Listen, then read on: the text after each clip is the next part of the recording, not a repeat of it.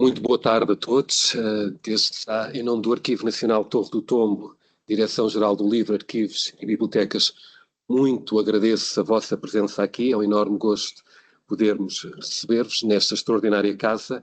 Bom, hoje temos a segunda conferência do ciclo de conferências na Torre, em torno das fontes, e como o nome evidencia, é uma iniciativa que tem vários objetivos. Portanto, desde logo, contribuir para a divulgação e o maior conhecimento das fontes à responsabilidade do Arquivo Nacional do Torre do Tombo, mas também o reconhecimento do extraordinário trabalho desenvolvido pelos dirigentes e pelos técnicos deste Arquivo Nacional. E, nesse sentido, tal como aconteceu na primeira apresentação, em novembro, temos dois colegas da Torre do Tombo, portanto, aqui à minha direita o Dr. Paulo Termoceiros, chefe de Divisão de Comunicação e Acesso, que eu irei apresentar com mais detalhe a seguir, e ainda mais à minha direita a doutora Ana Lopes, técnica superior da Divisão de Tratamento Documental e Aquisições. Ou seja, é exatamente isto que pretendemos. Portanto, o trabalho de equipa entre colegas de diferentes divisões, portanto, no âmbito da orgânica da Torre do Tombo, que este evento tão bem metrifica. Bom, hoje temos um tema-chave, sobretudo no âmbito da história contemporânea de Portugal.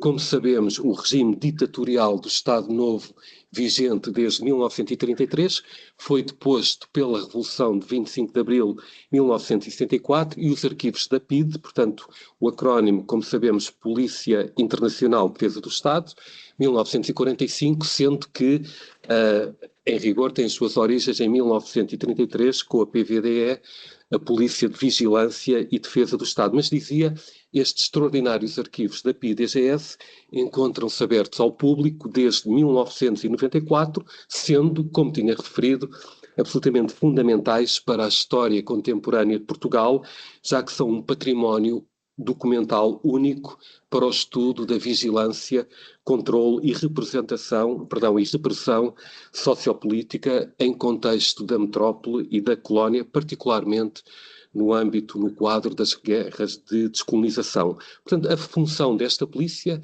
isto vai ser aqui muito bem falado, era perseguir, prender, interrogar qualquer indivíduo que não estivesse alinhado com a ditadura salazarista, portanto, e depois estes opositores eram levados para prisões em Portugal, como as dos Fortes de Caxias, Peniche, também o Aljube ou o Tarrafal, na Ilha de Santiago, no arquipélago de Cabo Verde. Bom, feita esta introdução, passo a apresentar os nossos notáveis conferencistas e, de facto, é um enorme orgulho podermos ter aqui colegas que fazem um extraordinário trabalho no âmbito destas fontes, mas também eminentes investigadores, aqui representados pelo professor Adelino Cunha. Bom, sem mais demoras, passo a apresentar a doutora Ana Lopes, que é licenciada em Geografia e Planeamento Regional pela Faculdade de Letras da Universidade de Lisboa, com pós-graduação em Ciências Documentais, variante de arquivo. Começou a trabalhar no arquivo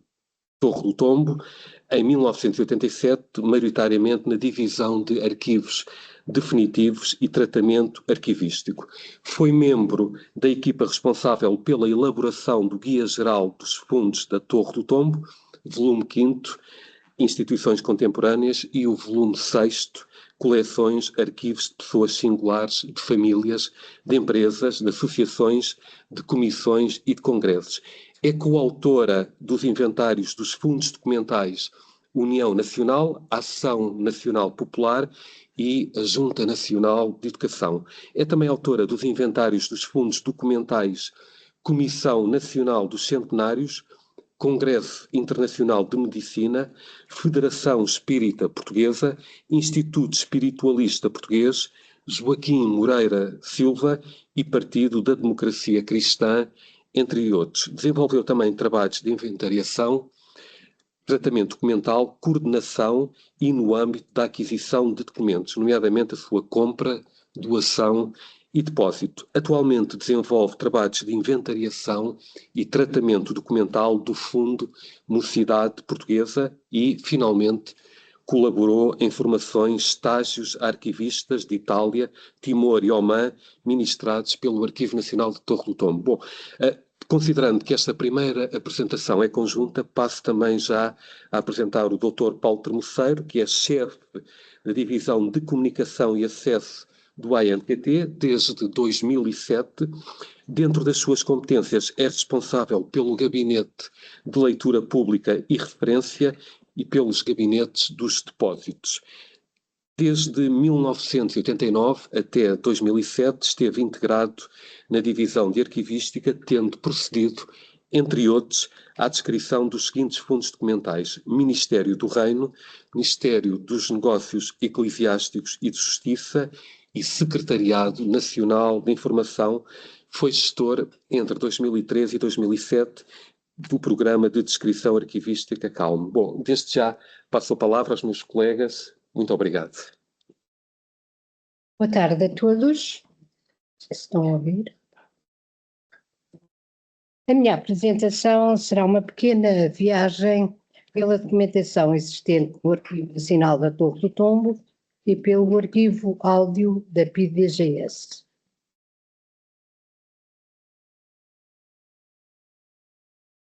Estes serão os conteúdos de que irei falar. Irei primeiro falar sobre as principais séries disponibilizadas na base de dados Digitarc. Falarei depois das delegações, subdelegações. Esqueci.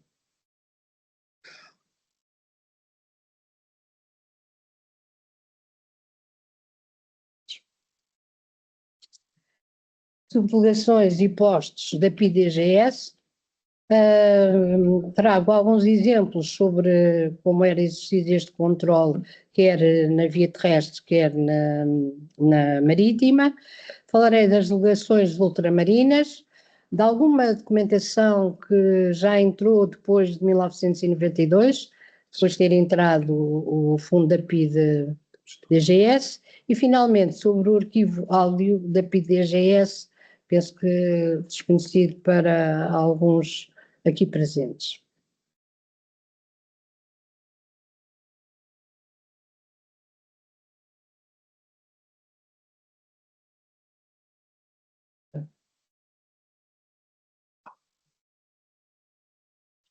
Passa.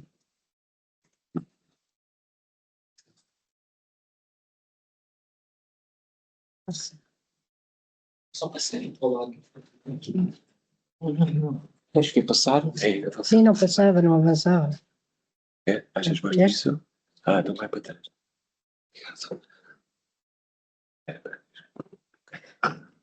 O número de registros descritos e disponibilizados na base de dados é ínfimo perante as 20 mil caixas de documentação que o fundo da PIDE tem.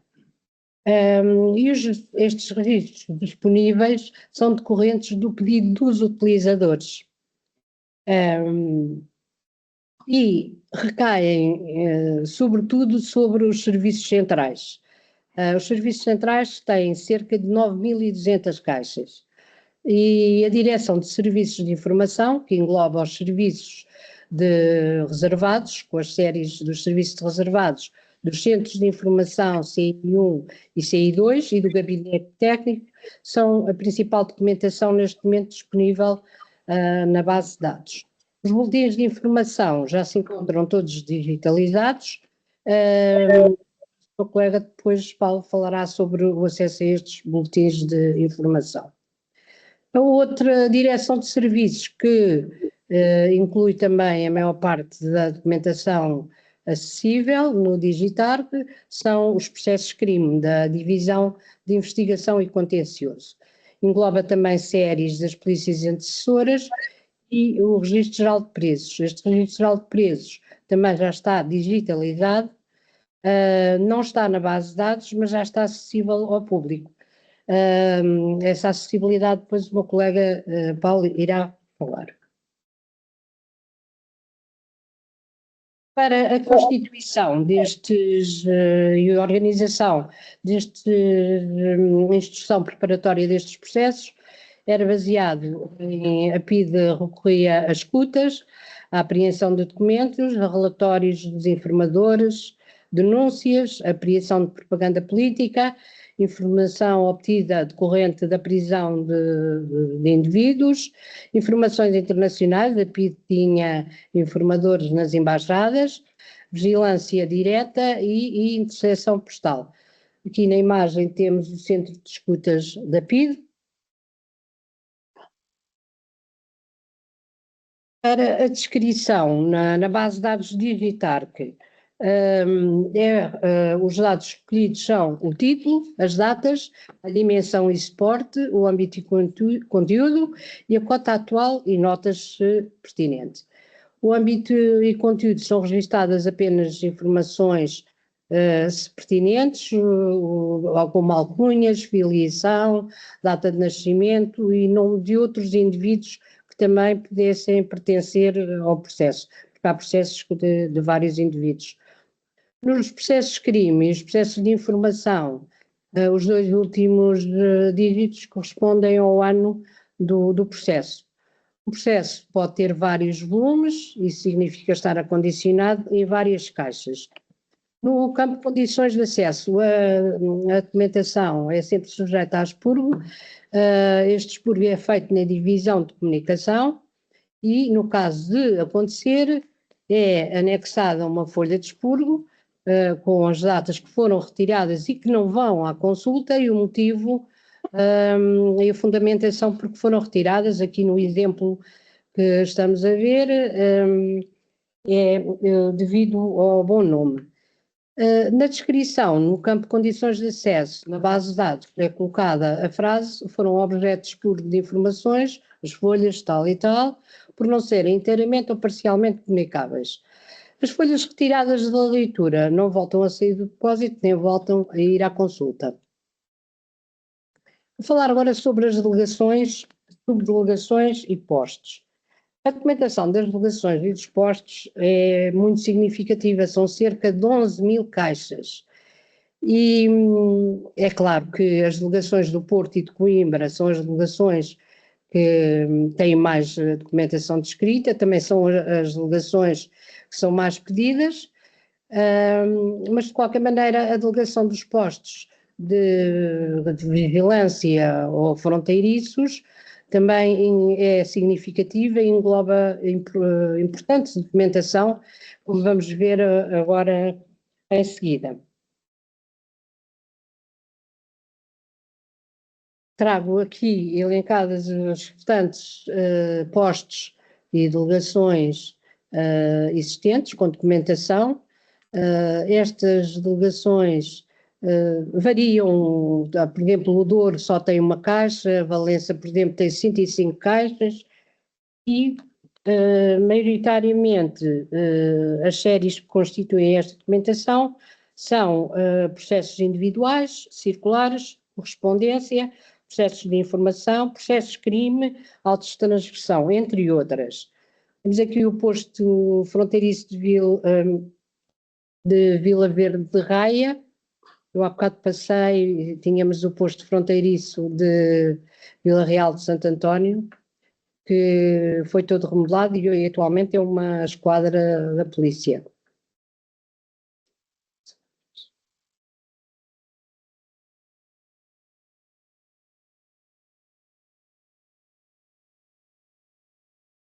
Agora, alguns exemplos da documentação que podemos encontrar nestes postos. Tenho aqui num primeiro exemplo, na primeira imagem, uma autorização marital, também é um tipo de documentação, isto é do posto da Rocha, para efeitos legais, permite que a sua mulher se ausente para o Estado de Angola. Um segundo exemplo, aqui autoriza a sua filha menor de 18 anos a viajar, com a célebre impressão digital, devidamente certificada pelo notário, que não sabia ler e escrever, e um terceiro que diz logo que, que entre neste porto o iate tal, deverá ao mesmo ser apreendido e comunicado a esta divisão. Trago aqui mais 3 exemplos do aeroporto de Lisboa. A PIDE também fiscalizava enfim, um controle sanitário Este primeiro exemplo diz que os passageiros vindos de Londres deverão vir munidos de certificado internacional de vacinação contra a varíola. Um segundo exemplo, uma circular que é recebida no aeroporto de Lisboa para proceder à captura dos nacionais indicados, bem como dos indivíduos que os acompanham e as viaturas em que se façam transportar. E um terceiro exemplo que achei muito curioso, porque apesar dos processos de Álvaro Cunhal já serem do conhecimento geral e muito divulgados, encontramos este documento enviado para o posto do aeroporto de Lisboa, em que se diz: juntam-se duas fotos do secretário-geral do Partido Comunista, convinha que estas fotos fossem presentes periodicamente aos funcionários em serviço neste posto. Portanto, um género de um lembrete para avivar a memória dos funcionários.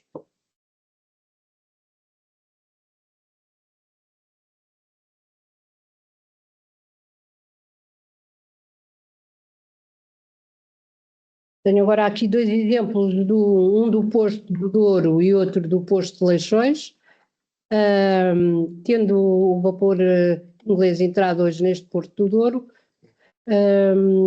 e tendo como componente na tripulação um indivíduo de nacionalidade polaca, é pedido que lhe seja concedido um respectivo passe em nome do capitão e da responsabilidade do seu comportamento. E também podemos encontrar, por exemplo, no Porto de Leixões, licenças de venda de armas. Aqui é um indivíduo que pretende ir para o Porto de Belém-Pará e, como levava uma arma, deixava ficar na alfândega, no posto da PIDE, a licença, a fatura, portanto, da compra da arma. E, finalmente, aqui no posto de Vilar Formoso, existem várias caixas com estes processos judiciais, devido à imigração clandestina, a chamada imigração assalto. Eram processos judiciais compostos por um auto de perguntas, um auto de corpo de delito e um termo de vista. Neste primeiro termo de vista era elaborado por chefe de brigada e tinha uma cópia do despacho. Este processo é de 1965, em que diz: pode aguardar liberdade se pagar uma calção de 3.000 escudos.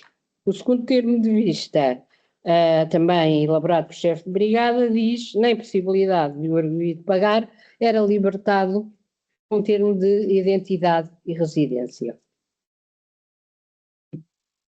Quanto à documentação das delegações ultramarinas, que tem mais documentação e que está mais descrita na base de dados, é a delegação de Angola, tem cerca de 5.100 caixas, dos postos de Sá da Bandeira, Cabinda, Luz, Carmona, Malange, Lubito, Benguela, Salazar, Silva Porto, Nova Lisboa, Luanda, Catanga, Henrique Carvalho e Serpa Pinto. As principais séries que podemos encontrar nesta documentação são os processos de crime, os processos de gabinete, os processos de informação, processos de serviços de reservados, processos individuais e correspondência, entre outras.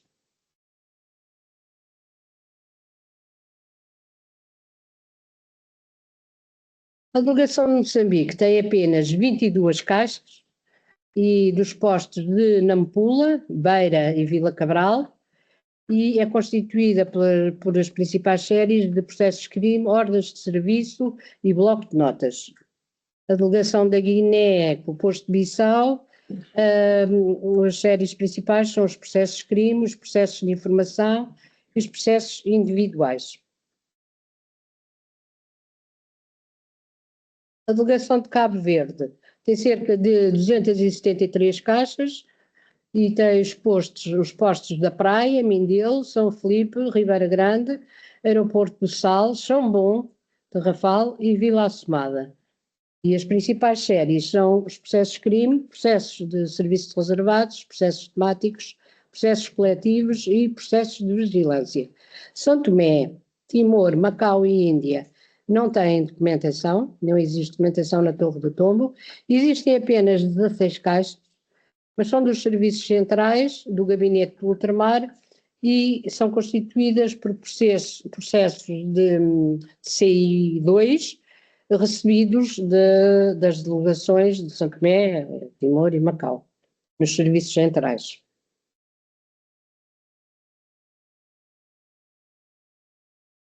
Depois da entrada do fundo da PIDE-DGS, tem entrado de documentação, a divisão de tratamento técnico, documental e aquisições recebe esta documentação.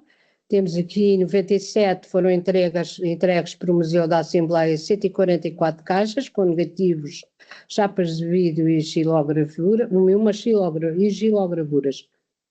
A documentação do posto de Santa Maria, que já está descrita, foi remetida pelo Museu Militar dos Açores. A delegação de Moçambique, que só tem 3 postos, o de Vila Cabral, que é constituído por 4 caixas de documentação, foi restituída pelo Centro de Formação e Documentação Amílcar Cabral ao Estado português. Em 2015 foi entregue pela Polícia Judiciária e tem havido várias entregas da Polícia Judiciária de documentação apreendida, de um processo de informação sobre a invasão dos territórios do Estado português da Índia, a Operação Sentinel, em um processo individual. Foi também entregue um documento da Catarina Eufémia e um documento do Álvaro Cunhal. E em 2019 uma carta de Agostinho Neto para a PIDE, e em 2021 foram entregues ainda 21 maços com negativos e processos individuais. O arquivo da PIDE-DGS, o arquivo áudio.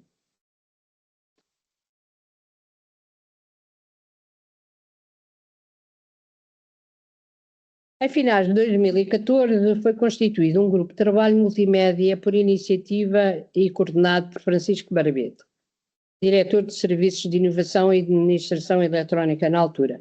Participaram neste grupo da Divisão de Tratamento Técnico Documental e Aquisições a chefe de divisão Fátima Ramos, a Cecília Henriques e eu. Em 2015, no 12º Congresso da BAD, em Évora, Francisco Barbeto fez uma apresentação deste trabalho com o título Os Inadiáveis Esportes Especiais. O título foi proposto pela doutora Fátima Ramos e aceito pelo grupo. Foi um trabalho muito interessante, bastante exaustivo, onde foi recolhida imensa informação sobre estes materiais áudio. Eu fiz o levantamento para a PIDE-DGS e tenho aqui elencados algumas das informações recolhidas, como o tipo de informação gravada, o tipo de suporte, o material de suporte, o método de gravação, o processo de gravação, o formato, a dimensão interna e externa, a marca do equipamento, marca de software, entre outras.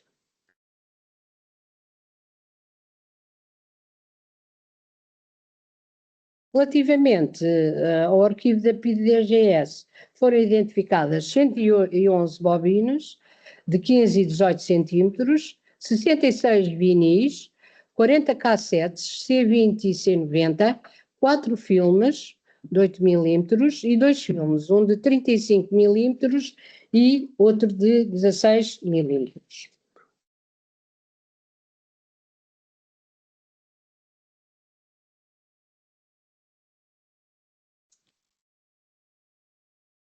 Conteúdo das bobinas. Eu ouvi as bobinas todas e cerca de 80 estão vazias ou danificadas, são inaudíveis. As restantes têm baladas de Coimbra, música clássica, música ligeira, emissões do Rádio Clube Português, histórias infantis, reportagem da visita da Rainha Isabel II a Portugal, uma gravação de um teatro de revista, 3 bobinas têm a situação política militar de Moçambique e Angola, declarações e informações de várias pessoas relativas a assuntos particulares, uma escuta telefónica, a própria bobina tem uma anotação que diz dificuldade de leitura dada a velocidade baixa com que foi gravada, escuta à residência do encarregado dos negócios. Um comício na Barrada e um inquérito ao Dr. Sassetti. Eu penso, isto é uma opinião minha, que estas bobinas foram regravadas. Talvez postas tipo, para triar a informação que tinham, ligadas, por exemplo, ao rádio e tirada a informação original. Mas isto é uma opinião minha, não sei se terá realmente acontecido. As cassetes. As bobinas já foram todas, o suporte já foi tudo migrado para digital, tal como as cassetes, que também o suporte já foi todo migrado para digital.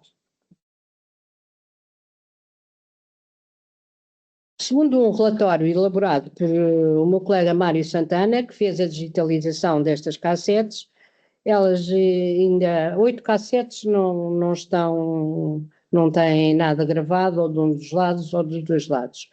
E como não foi feito nenhum tratamento na descrição deste material, existe apenas uma análise sumária aos conteúdos que permite perceber que estas cassetes correspondem a um conjunto de proveniências diversas, quer resultantes da ação de vigilância da PIDE, quer trabalhos dos serviços de coordenação e extinção da PIDE.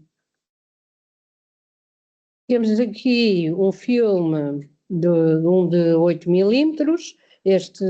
Os filmes ainda não foram passados para suporte áudio, nem foram ainda vistos. E os discos de vinil apreendidos.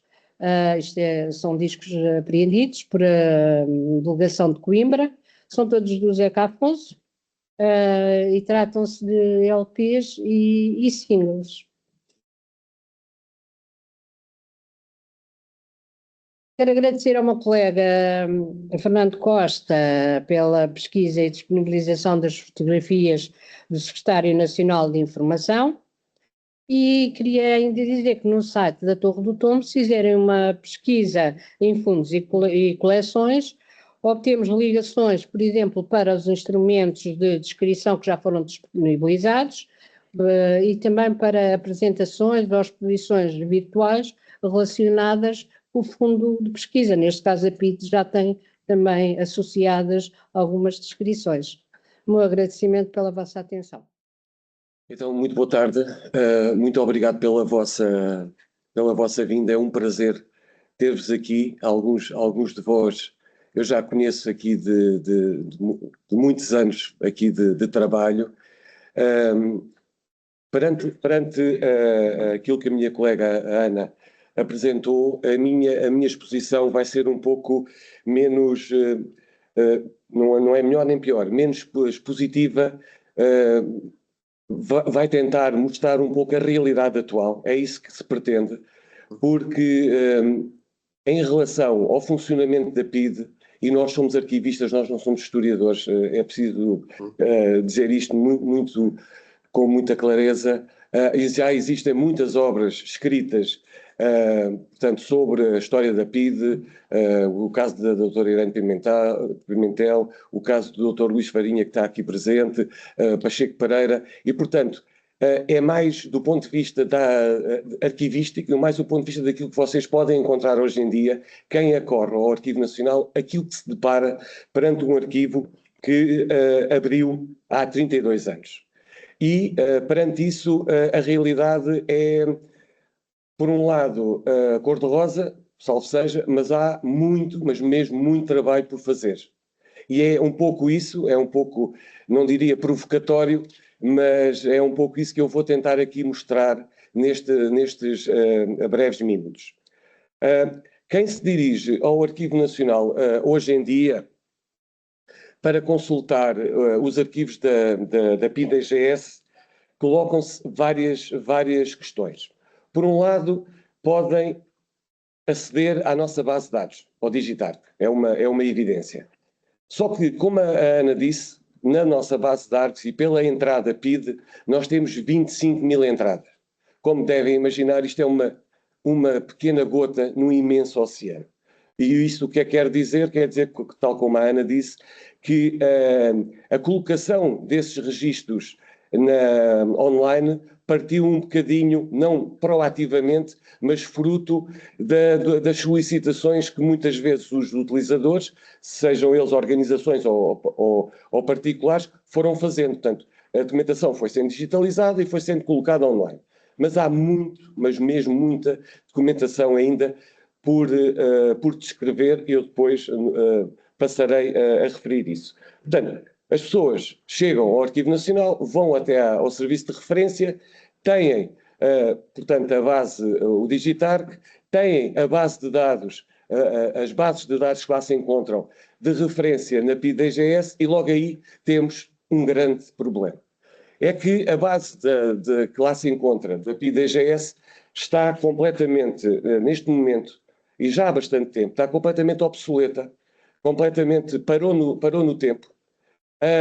E se já essa base tinha sido carregada com elementos fruto de pedidos de pesquisa de próprios ou de instituições, porque muitas vezes as pessoas chegam ao Arquivo Nacional e pensam, base de dados da PID, vão lá, se ela estivesse a funcionar bem.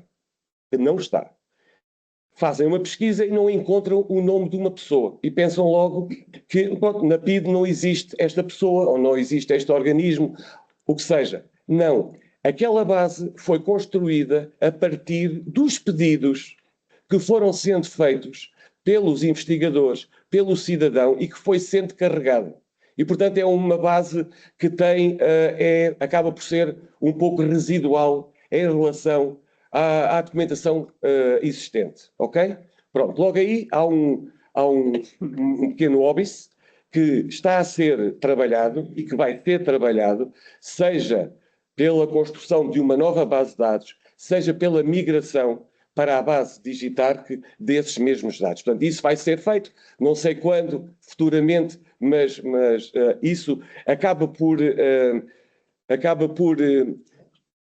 dar uma maior visibilidade e uma maior à comunidade e uma maior transparência e uma maior informação que temos.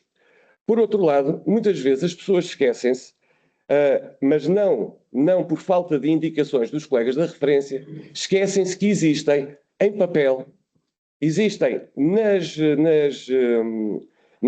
estantes que lá existem, no serviço de referência, existem as guias de remessa, de várias guias de remessa, da documentação que entrou aqui da PID-DGS, seja da delegação do Porto, seja da delegação de Coimbra, seja de Angola, da delegação de Angola, seja a enunciação dos postos, que a Ana há bocado falou, dos postos existentes. A questão em relação aos postos, e aproveito para dizer isto, é que o que tem lá nas guias de remessa é só a quantidade, a totalidade das caixas existentes para cada posto, ok? Com o âmbito cronológico. E isso muitas vezes obsta a que os investigadores avancem com pedidos de consulta, ok? Depois há a questão também de muita da documentação não estar ainda tratada. Não está tratada, como nós dizemos, arquivisticamente. Não está numerada, não está carimbada. E isso é muito importante para uma referência futura por parte dos investigadores. A documentação, não estando tratada arquivisticamente, nunca virá à sala de leitura. E estão a perceber porquê. Uma numeração que não é numerada, posteriormente não pode ser referenciada em termos de trabalhos académicos ou para qualquer outro tipo de trabalho, ok? Portanto, e deixa-me recuperar a história, consulta de guias de remessa em papel, serviços de referência, consulta da base de dados Digitarc, pronto. Como é que é feito? A partir quer da consulta das guias de remessa, quer a partir de dados que as pessoas tragam de casa, como é que é feito, e aí é o papel do acesso, como é que é feita a solicitação para se aceder a muitos dos processos, sejam eles individuais? É através do CRAV. Portanto, o CRAV é o sistema que serve não só para solicitar pedidos de consulta de documentação, seja presencial, antecipada, pedidos de reprodução, pedidos de certidão, mas também para fazer pedidos de pesquisa. Portanto, antigamente não havia muito este hábito de fazer tudo pelo CRAV. Às vezes ainda há exceções e há pedidos que são feitos por mail. Mas nós estamos a tentar, já há muito tempo, a tentar que as coisas se centralizem e se façam todas pelo CRAV. Fazendo pelo CRAV,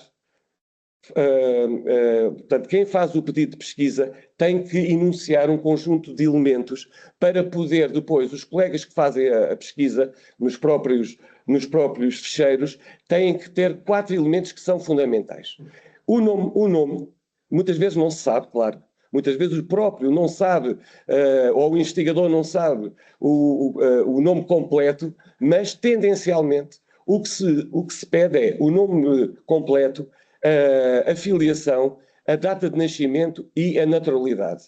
Porque nos cerca de 8 milhões a 9 milhões de fichas que se encontram nos ficheiros, quer dos serviços centrais, quer das delegações e quer dos postos, muitas vezes há nomes idênticos e que já têm, no passado, criado algumas situações ambíguas, porque o nome muitas vezes é um, mas depois, como não há afiliação ou como não há naturalidade para despistar, muitas vezes são dados nomes de pessoas que não têm nada a ver com as pessoas que são pretendidas. Eu penso que estão a perceber isso.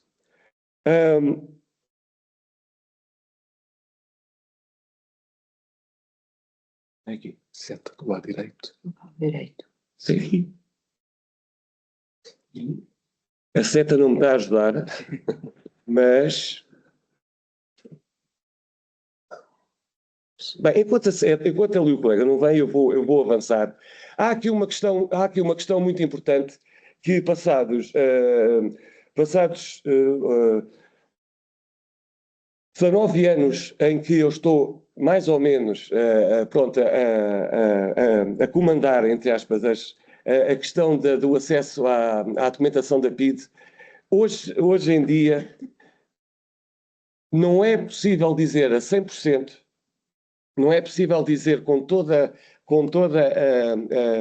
a clareza se quem faça um pedido, que depois o retorno que é feito e que é depois dado pelos serviços, que se representa ou não 100% de fiabilidade sobre a existência de toda a documentação sobre uma determinada pessoa.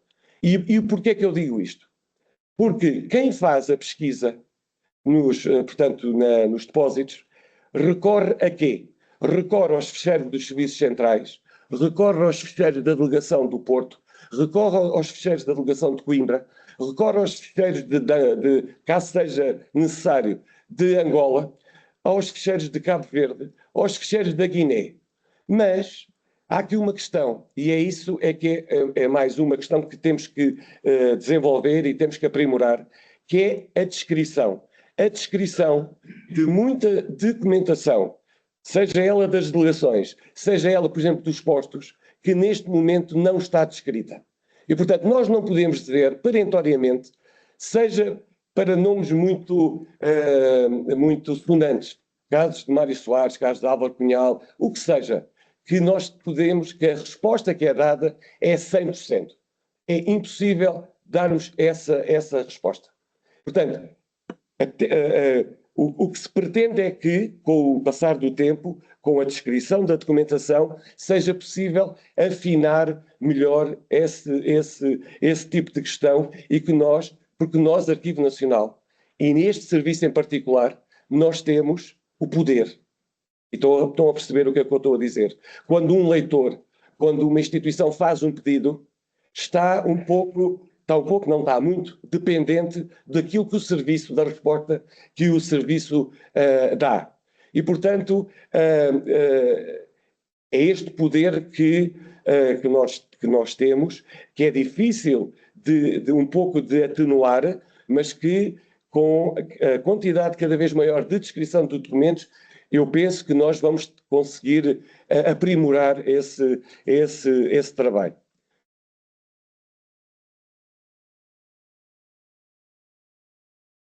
Bom, a pesquisa solicitada é basicamente isso que eu vos estou a dizer. A pesquisa é feita através dos ficheiros, seja do CI1, seja do CI2, do CI3.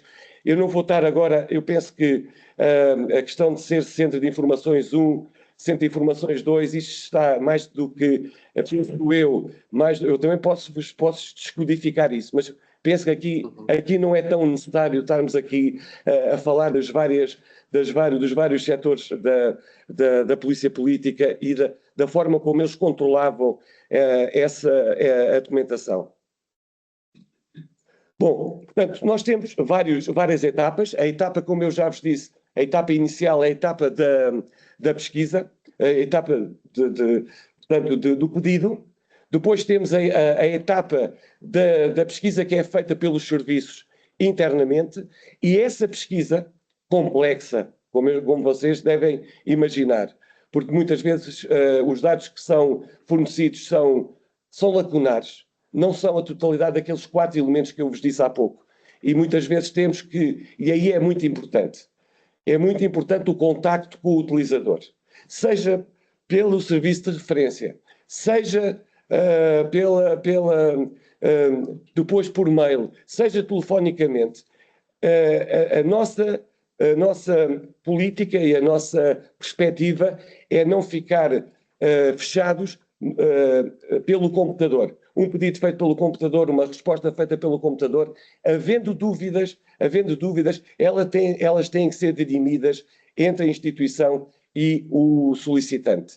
É feita a pesquisa, são recuperados os processos que dizem respeito àquela pessoa, àquela organização, àquela entidade, àquele acontecimento, e depois é feito com base ainda, portanto, na lei de arquivos 1693 de 23 de janeiro, e que teve uma reformulação com a lei 31, com a lei peço desculpa, aqui com as leis às vezes são um pouco, mas mais tarde, isto em 2016, 22 de agosto, há uma reformulação essa que leva à questão do acesso e aos tempos que são consagrados pela lei para que o utilizador tenha acesso à consulta dessa documentação.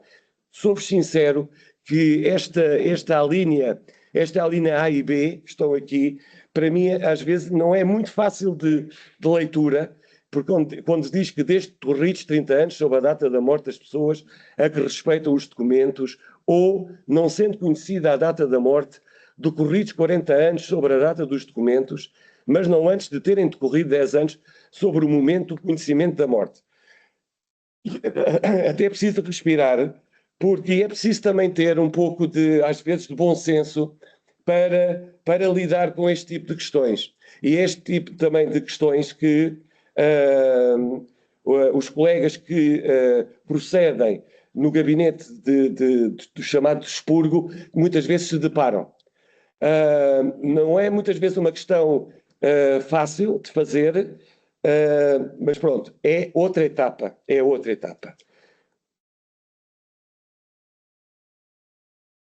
Portanto, basicamente, falta descrever muita documentação, isto assim em termos gerais. Há muita documentação, como vos digo, que se encontra nas tais guias de remessa, que é a documentação administrativa. Uma coisa é os processos que a Ana elencou, processos crime, processos SR, processos muitas individuais. Outra coisa era aquilo que desde 1933 até 1974, a correspondência que era tramitada entre os serviços centrais e as delegações e os postos, e vice-versa, entre os postos, as delegações e os serviços centrais. E ainda entre isto vou falar depois a seguir. E não nos esquecemos que a PIDE não funcionava autonomamente. A PIDE tinha instituições que estavam acima dela, ok? E instituições com que ela portanto, trabalhava e que estavam em paralelo. Em paralelo, temos o caso, imaginemos, da Legião Portuguesa, da Mocidade Portuguesa, da União Nacional, etc. Acima, temos o caso do Ministério do Interior, temos a Presidência do Conselho de Ministros e, portanto, toda a documentação administrativa que se encontra nas guias de remessa das delegações de Coimbra e do Porto, digo-vos muito sinceramente, estão lá e são muito pouco solicitadas. E isto leva-nos depois a uma outra questão que eu depois levantarei no final, que é as pessoas ficam muito presas, eu pelo menos sinto isso, ficam muito presas aos processos de crime, aos processos SR, a processos portanto, individuais, mas depois, muitas vezes, não têm, eu não diria feeling, mas não têm paciência para consultar, porque para isso é preciso tempo. É preciso bater dossiês e dossiês à procura, muitas vezes, de algo que as pessoas estão à procura. E eu noto que não há muita paciência, seja por parte das instituições, seja por parte do cidadão normal. Portanto, eu acho que... mas só para concluir, aquilo que existe na documentação administrativa e que vocês podem encontrar desde 1933 até 1974, em Coimbra e no Porto, quase dia a dia, se não dia a dia, sobre tudo aquilo que ia ocorrendo em Coimbra e na zona que, portanto, na zona de influência da delegação de Coimbra, que era toda a zona centro, da delegação do Porto, que era a zona do Porto, e da zona de influência do Porto, que ia até lá acima, até à Raia, até à fronteira com a Galiza. Portanto, a minha perplexidade ainda hoje em dia é os serviços centrais, que seria muito mais esmagador toda a tramitação administrativa, como que colapsou. E não é por ela não ter sido escrita, posso-vos garantir, ela não se encontra aqui no Arquivo Nacional. E toda essa parte, nunca, até à data, nunca ninguém ainda me conseguiu explicar. Colapsou. Não existe. Ok? Bom, eu já estou a levar muito tempo, mas só vos queria, é só mais... pronto. Uma questão importante que eu penso que ainda é preciso fazer é, para além de mais descrições, será a questão de normalizar e repor a documentação indevidamente retirada do local original à época por parte da Comissão de Extinção da PIDE-DGS-LP. Compreende-se o período em que ela foi criada, a Comissão, compreende-se que havia necessidade de instruir processos. O que é certo é que há muita documentação que falta nos serviços centrais e que muita dela, por exemplo, se vai-se encontrar dispersa nos postos. Ela foi retirada, ainda tem lá os números, já em 75, 76, por parte da Comissão de Extinção. E isso, em termos arquivísticos, é terrível. E há necessidade de repor e de, como eu digo, normalizar essa situação. Pronto, eu não vou aqui estar, isto aqui já é mais do conhecimento de vós, quais as relações da PIDE com outros fundos documentais, e é importante que se intuia, que se tenha consciência disto. É importante que se perceba, a PIDE tinha relações, tinha tentáculos com vários destes organismos, e, portanto, é necessário também não nos focarmos única e exclusivamente na PIDE, mas também na consulta desta documentação que eu tenho aqui atrás. Eu sei que, basicamente, nunca falamos disto. Os pedidos nos últimos, desde 3, 4 anos, são imensos. Os pedidos de pesquisa, muitas vezes são listas que nos são enviadas por entidades nacionais e estrangeiras, entidades muitas vezes estrangeiras que já perspectivam a sua vinda cá a Portugal em determinados períodos e que nos enviam listas de pesquisa de pessoas, de organismos, e mandam-nos com alguns meses de antecedência. E, portanto, para vos dizer que em 2007, isto é só para vocês também perceberem, em 2007, quando eu iniciei estas funções, em termos de trabalho, em termos de colaboradores, nós tínhamos pessoas, colegas, a fazer pesquisas, cerca de 9, 10 pessoas. Hoje temos 3. 3 para fazer esta e muitas outras tarefas. No gabinete de expurgo, e é preciso falar. Vocês, grande parte de vocês não conhece, mas eu acho que em termos públicos é importante saber. Nomes como Maria João Lourenço, Dulce Lopes, Adriana Domingues, Helena Bispo, Ana Cerqueira, Luísa Gonçalves, Odete Martins, são muitas das pessoas que conseguem, com esta complexidade toda que eu vos mostrei, conseguem levar a bom porto muitas dar resposta a muitas dos pedidos que são feitos. E vou ficar por aqui e obrigado pela vossa paciência.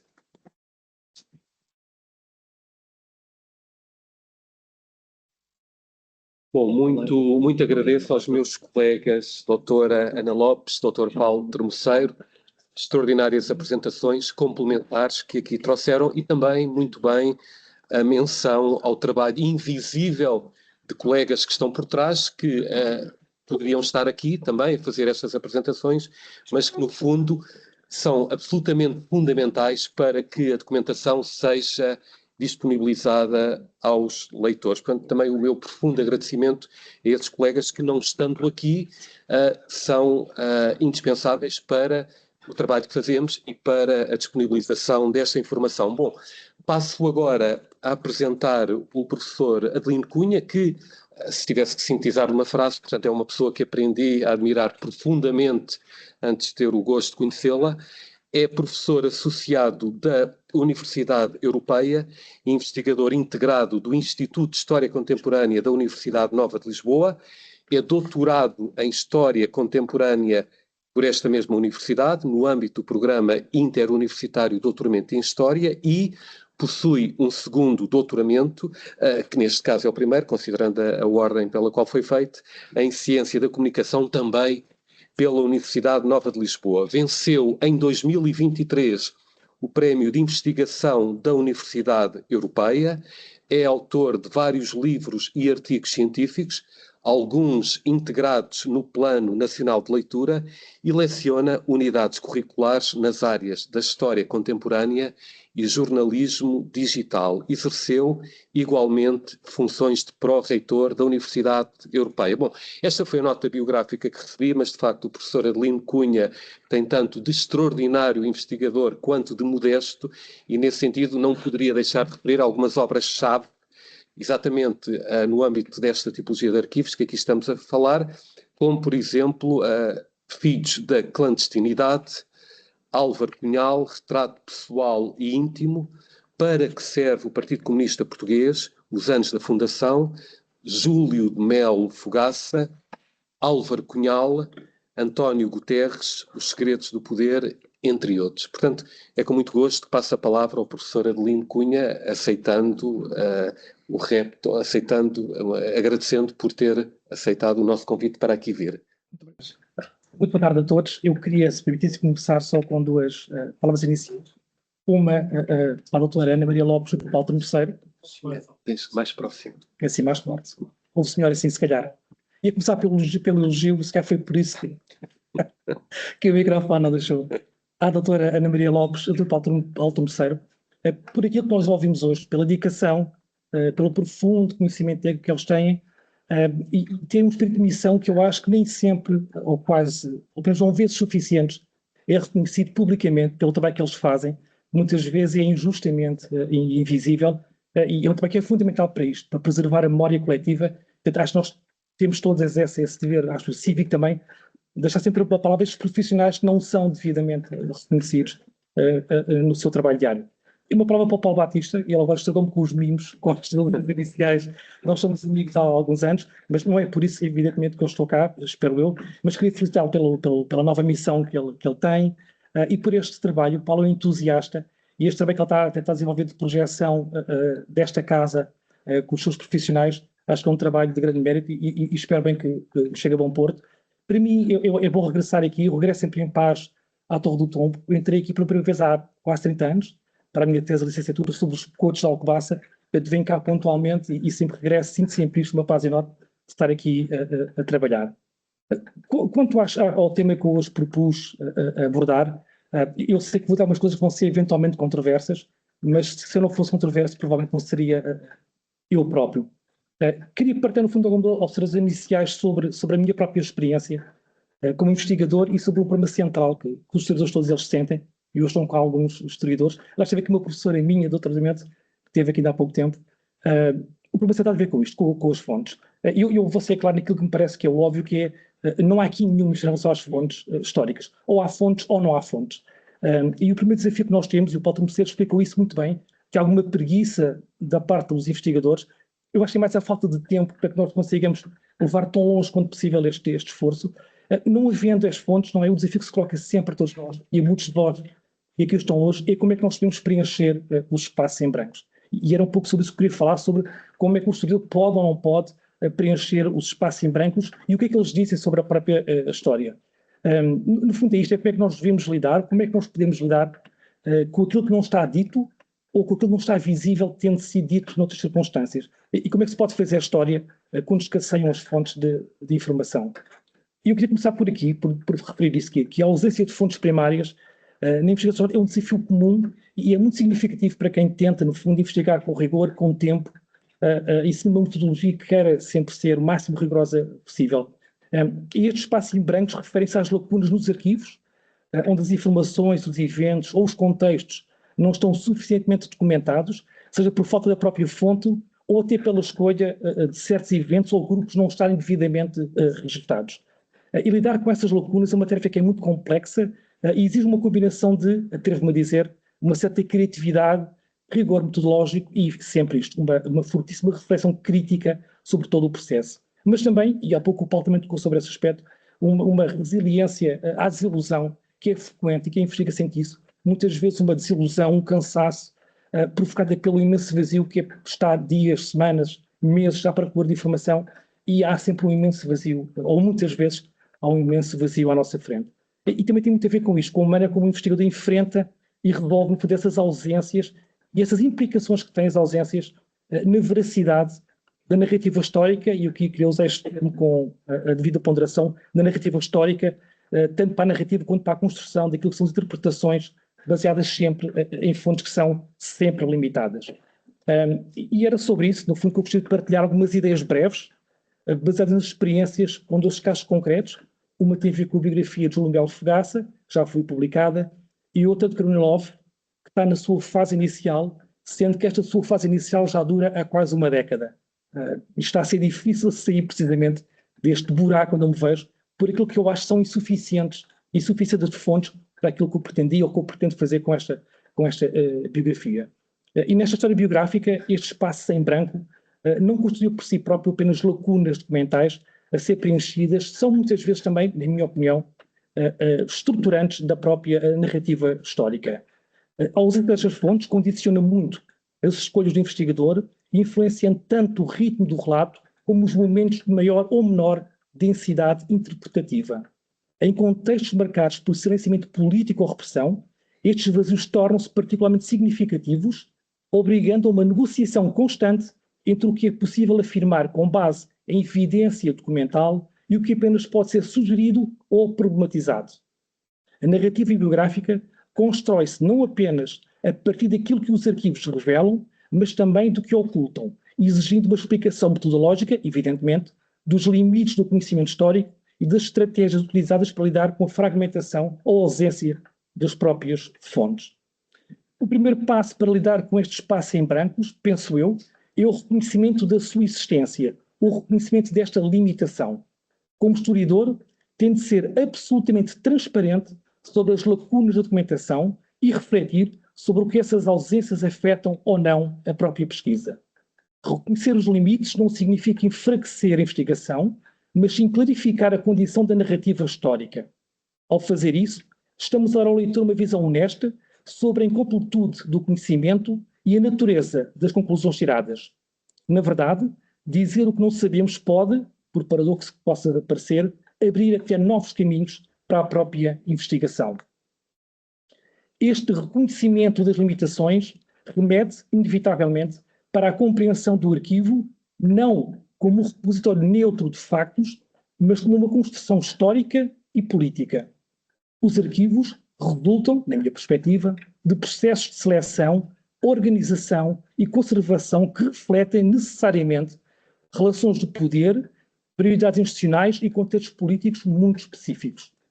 Alguns espaços em branco não são meramente acidentes da história, mas provavelmente produto de decisões conscientes ou, porventura, de dinâmicas estruturais que determinaram o que deveria ser preservado e o que poderia ser esquecido.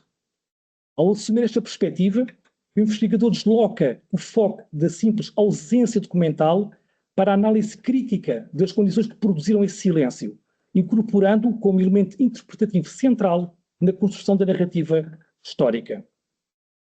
Sobre esta exploração eventual de fontes alternativas, decorre deste facto, da escassez de fontes primárias, muitas das vezes, nos arquivos institucionais, o que não implica necessariamente a inexistência de dados relevantes. Perante os espaços em branco, o investigador pode, e eu tenho feito, recorrer a um conjunto diversificado de fontes alternativas que permitem, se não preencher as lacunas documentais, pelo menos contextualizá-las e interpretá-las de forma mais consistente. Entre estas inclui-se, evidentemente, as fontes materiais, objetos do cotidiano, monumentos ou fotografias, e depois queria falar um pouco sobre isto, que oferecem informação indireta sobre práticas sociais e comportamentos. As fontes orais, nomeadamente as entrevistas dos testemunhos, e ainda, um ponto que eu sei que é polémico, as fontes literárias, que embora, sei bem, não sejam fontes históricas diretas, podem revelar algumas mentalidades, percepções e até universos simbólicos de uma época ou de um determinado grupo social ou político. Acrescem também os arquivos pessoais, frequentemente decisivos na investigação biográfica, sobretudo quando os arquivos oficiais se revelam fragmentários ou até silenciosos. Além das preciosas fontes documentais deste arquivo, da Torre do Tombo, tem também recorrido a algumas dessas fontes, por exemplo, para tentar compreender dimensões da vida privada e intelectual de alguns dos biografados. Fotografias pessoais, como já Álvaro Cunhal tirou da filha durante o seu exílio em Moscovo, a sua produção literária, bem como os testemunhos familiares e amigos, permitiram aceder a camadas da experiência individual ausentes da documentação institucional e ajudaram de forma, penso eu, fundamental, a completar o retrato global do biografado que eu tentei ir construindo. De modo semelhante, no caso de Júlio Melo de Fogaça, a correspondência preservada no seu arquivo pessoal, aliás, foi recuperada fora dos circuitos arquivísticos tradicionais, revelou-se essencial para reconstruir episódios e relações políticas que, de outra forma, permaneceriam invisíveis, aliás, deixando muitos espaços cronológicos por preencher. O que leva, aliás, ao meu ponto 3, que tem a ver com a construção destas narrativas incompletas. Perante lacunas documentais significativas, torna-se metodologicamente legítimo construir narrativas assumidamente incompletas, que reflitam não apenas o que é conhecido, mas também aquilo que permanece ausente. Não se trata, contudo, de uma adesão ao pós-modernismo historiográfico, entendido na sua versão mais radical, marcada por um relativismo extremista, que tenta, aliás, a colocar todas as interpretações do passado no mesmo plano, enfraquecendo os critérios da validação histórica. Também não se trata de uma abordagem que o ênfase na narrativa e na linguagem dissolve esta fronteira entre a história e a ficção, comprometendo aquilo que é a especificidade disciplinar da historiografia. Trata-se de um exercício de interpretação rigorosa, delimitado pelas evidências disponíveis e sustentado por critérios analíticos explícitos. Nesse sentido, a transparência quanto aos limites do conhecimento histórico constitui uma condição essencial para a credibilidade da narrativa e para a integridade do trabalho historiográfico. Na escrita biográfica, esta abordagem implica integrar as ausências no próprio relato, problematizando o que não foi restado, o que não foi dito, e explorando de forma controlada hipóteses interpretativas baseadas no contexto político, social e cultural da época. A análise comparativa pode também revelar-se particularmente útil, permitindo confrontar trajetórias, situações ou acontecimentos análogos, para ensaiar leituras plausíveis sobre episódios insuficientemente documentados. A inferência histórica, entendida como um procedimento analítico e não especulativo, constitui assim uma ferramenta relevante na medida que permite articular o que é conhecido com deduções logicamente sustentadas, sempre acompanhadas da explicitação do seu grau de incerteza. Desta forma, a narrativa biográfica mantém-se no domínio da investigação científica, mesmo quando confrontada com silêncios e fragmentações.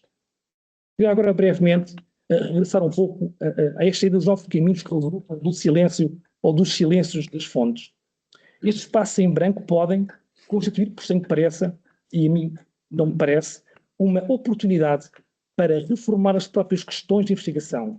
A ausência de fontes obriga muitas vezes a deslocar o foco da análise, ajustando as perguntas de modo a explorar não apenas o que é conhecido, mas os efeitos históricos daquilo que não foi registado. Nesse sentido, o silêncio pode tornar-se um objeto de estudo em si mesmo. O historiador pode interrogar as razões do apagamento. Por que é que determinados temas, acontecimentos ou grupos não deixaram vestígios documentais? O que é que revela essa ausência sobre o contexto social de uma determinada época? Estas interrogações, como meros exemplos, podem abrir novas perspectivas de investigação e aprofundar a reflexão crítica sobre os processos de produção do conhecimento histórico.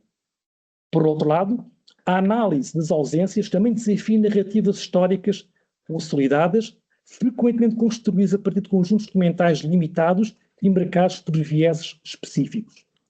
Questionar sempre essas narrativas implica reconhecer que a história se constrói tanto a partir daquilo que foi preservado como daquilo que foi silenciado, permitindo revelar os limites das interpretações dominantes e contribuir para uma compreensão mais complexa e crítica do passado.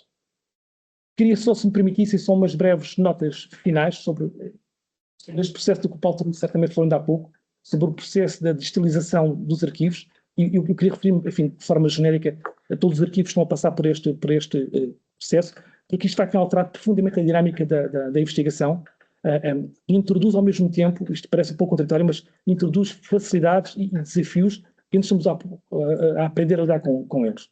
Este acesso online, o Paulo há pouco também escreveu, a fundos documentais amplia de forma significativa o alcance da pesquisa, permitindo consultar fontes à distância, reduzir custos logísticos e acelerar processos de recolha e comparação documental.